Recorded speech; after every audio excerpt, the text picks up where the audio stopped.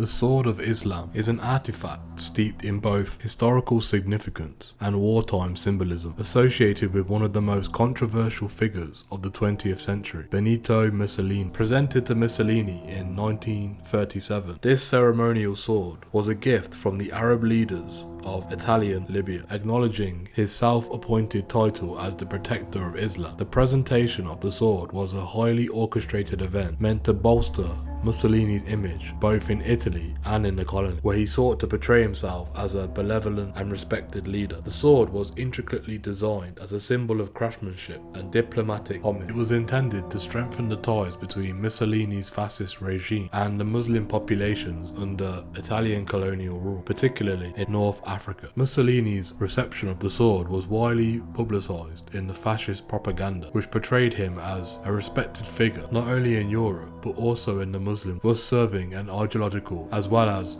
political purpose. However, the history of the Sword of Islam took a dramatic turn as World War II progressed. By 1943, Mussolini's fortunes had drastically declined. Italy faced numerous military defeats, and Mussolini himself was deposed and arrested, although he was later rescued by German forces and installed as head of a puppet regime in northern Italy. His power and influence were significantly diminished. The exact details of what happened to the Sword of Islam during his turbulent period are murky, but it is believed that the sword was lost in the chaos that followed Mussolini's downfall. Some accounts suggest that it might have been destroyed or lost during the Allied bombings, while others propose that it could have been stolen or secretly kept by someone close to the fascist leadership. Despite various rumours and theories about its fate, the Sword of Islam has never been recovered and its whereabouts remains unknown. Like many artifacts associated with controversial historical figures, the sword carries a heavy symbolic weight, representing a period marked by imperialism,